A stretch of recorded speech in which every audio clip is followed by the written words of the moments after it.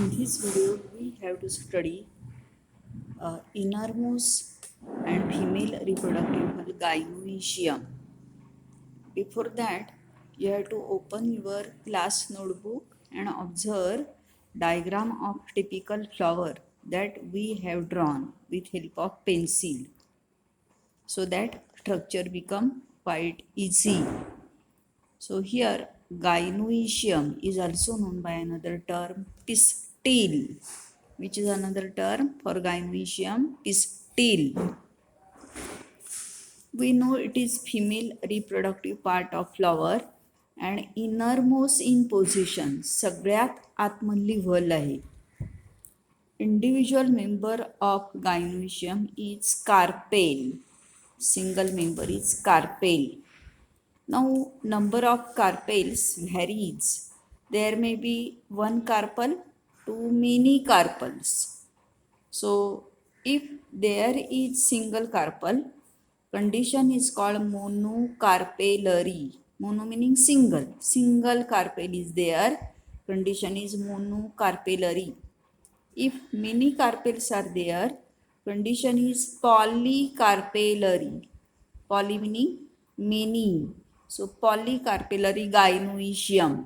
So depending on number of carpels, gynoecium may be monocarpellary or polycarpellary.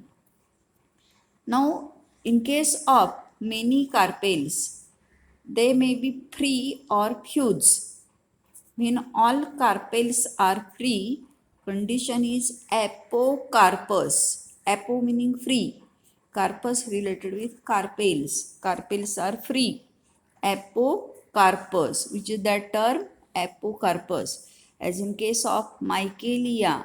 Michaelia मराठीमध्ये म्हणतो सोनचाफा किंवा पिवळा चाफा असतो, तो सेंटेड असतो. तर हे फ्लॉवर पाहिलं तुम्ही तर मध्यभागी एक इलॉंगेटेड कोनिकल स्ट्रक्चर दिसतं, हा असतो गायनोइशियम, where many carpels are there forming apocarpus condition. Then if they are fused, condition is syncarpus. Syn meaning fuse, carpus related with carpels. How are carpels? Carpels are fused, as in case of hibiscus. So if you observe hibiscus flower, at center you can observe 5 velvet like soft stigmas, but ovary is single or style is also single, meaning carpels are fused. Stigma 5 दिसतात पण style एकच असते किंवा ovary सुद्धा एकच हिबिस्कसमध्ये. म्हणजे carpel कसे आहेत सगळे cin meaning fuse. So condition is syncarpus. So depending on whether carpels are free or fused, two different conditions as apocarpus and syncarpus respectively. Then after we have seen types of carpel depending on number of their number as monocarpellary gynoecium or polycarpellary gynoecium.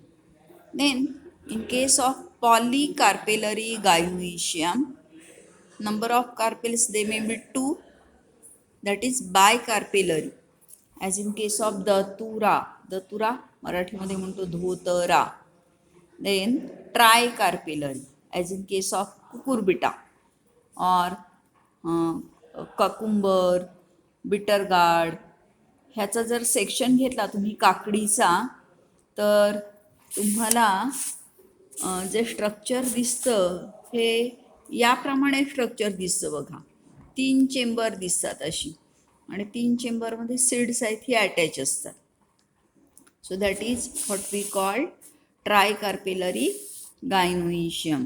Pentacarpellary, penta meaning 5 carpels are there. So in this way, depending on number, gynoecium may be bicarpellary, ट्रायकार्पेलरी, पेंटाकार्पेलरी. किंवा बायकार्पेलरीचा आणखी एक example देते तुम्हाला, tomato. Tomato जर का cut केला तर त्यामध्ये आपल्याला 2 चेंबर दिसतात बघा. म्हणजे याचा अर्थ काय, 2 carpels are there. Bicarpellary, as in case of datura or tomato is there. Then you have seen structure of typical carpel. You have also drawn the same figure having uppermost stigma, median style, and basal ovary. Ovary is concerned with production of ovules. So that is a typical carpel. Now here I have underlined same contents from your book. You have to copy it. You have to also mark the contents in your book.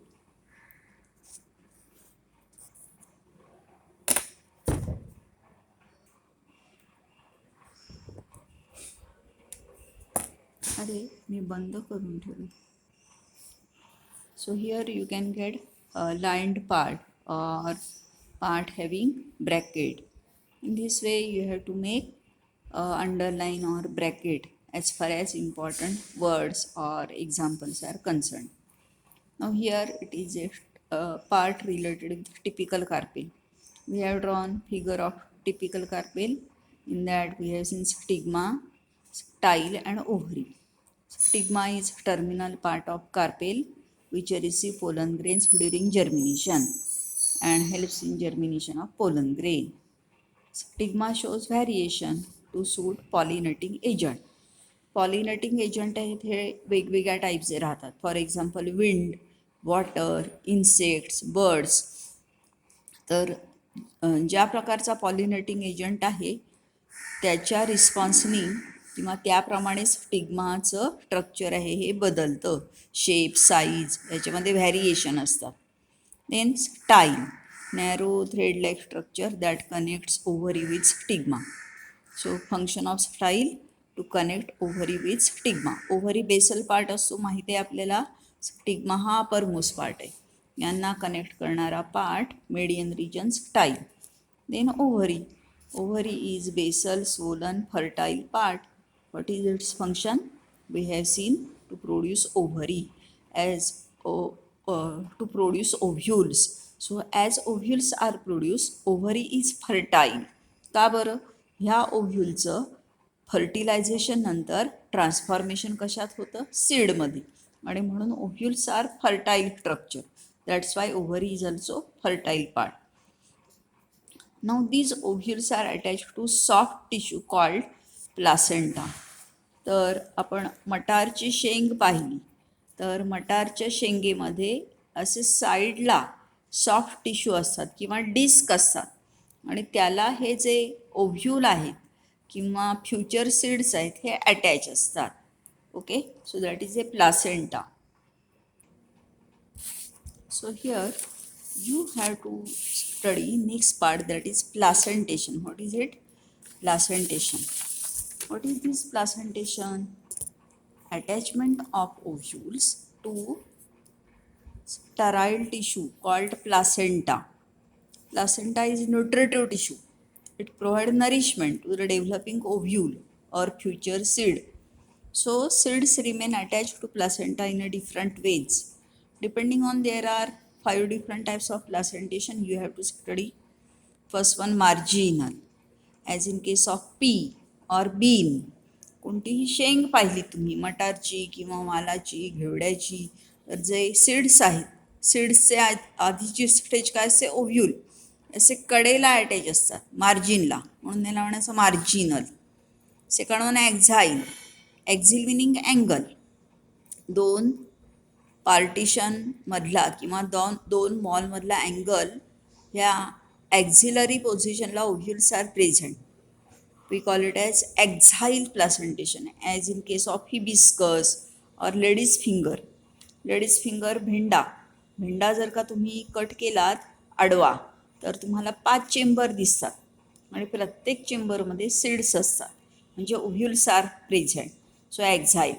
In parietal in case of cucurbita, cucumber, bottle gourd, bitter gourd, watermelon.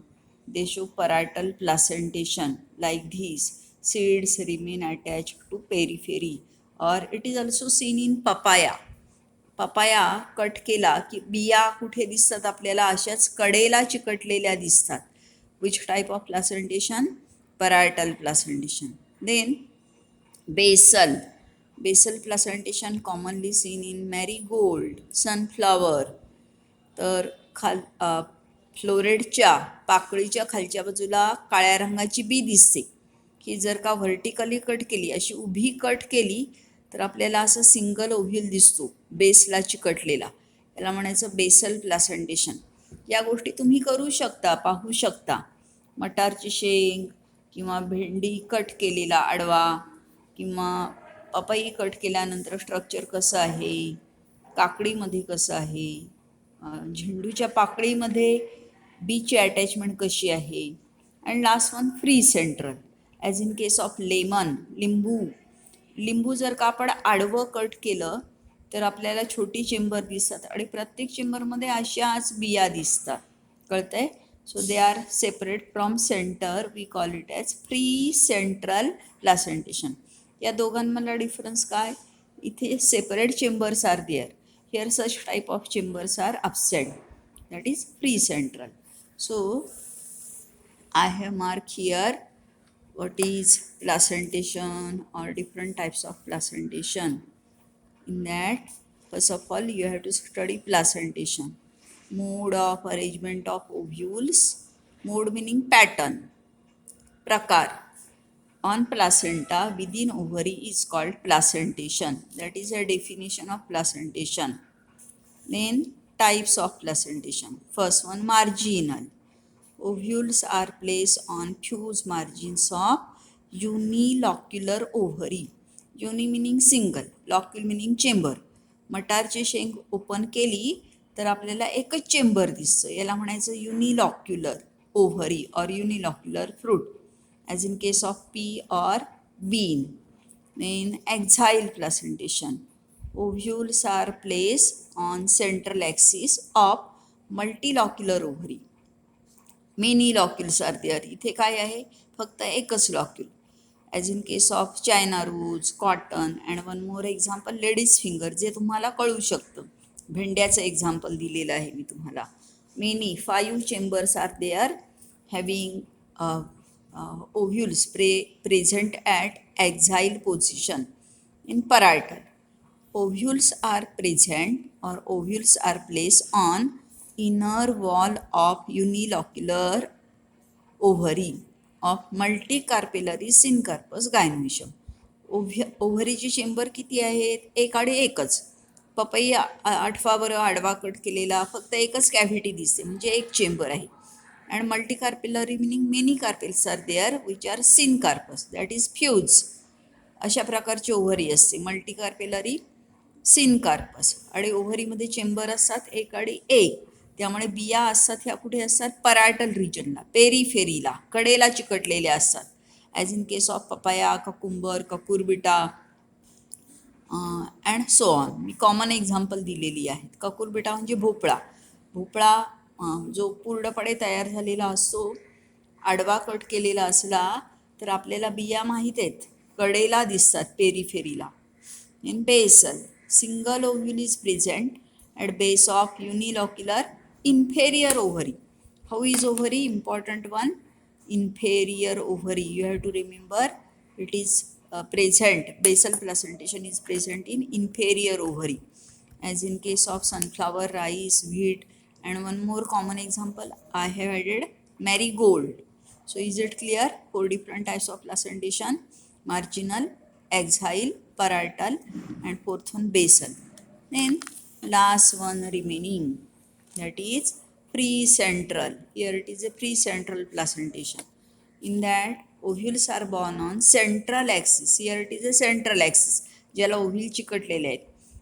Not attach to ovary wall. Ovary वॉलला चिकटलेले नाही किंवा चेंबरच्या ॲक्झिलमध्ये नाही. That's why name is free central. As in case of fig, fig मराठीमध्ये म्हणतो अंजीर, किंवा उंबरामध्येही फ्री सेंट्रल प्लासेंटेशन असतं. अंजीर माहीत आहे तुम्हाला, उंबरही माहीत असणारे. And one more common example lemon. लिंबूमध्ये तर एक क्लिअर कट स्ट्रक्चर दिसतं आपल्याला, त्यामुळे लिंबू आपल्या घरी वापरलं जात असतं कॉमनली.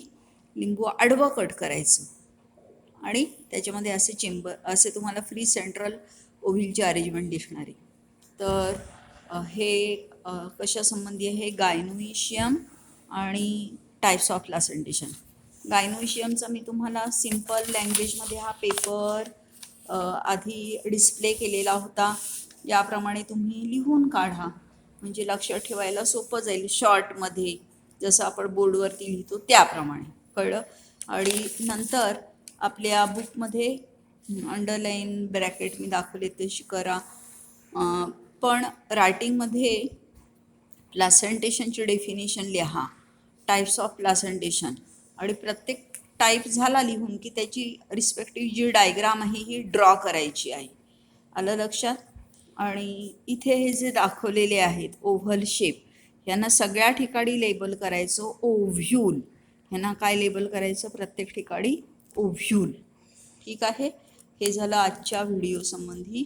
व्यवस्थित तयारी करा. सांगितलेले पार्ट काय लिहायचे, हा पेपरवरचा जो मी हँड रिटन पार्ट लिहिलेला आहे, कंटेंट आहे हे, आणि नंतर प्लासेंटेशनची डेफिनेशन, प्लासेंटेशनचे टाईप्स, आणि टाईप लिहित असतानाच रिस्पेक्टिव्ह डायग्राम काढायचे आहेत. Is it clear? ओके.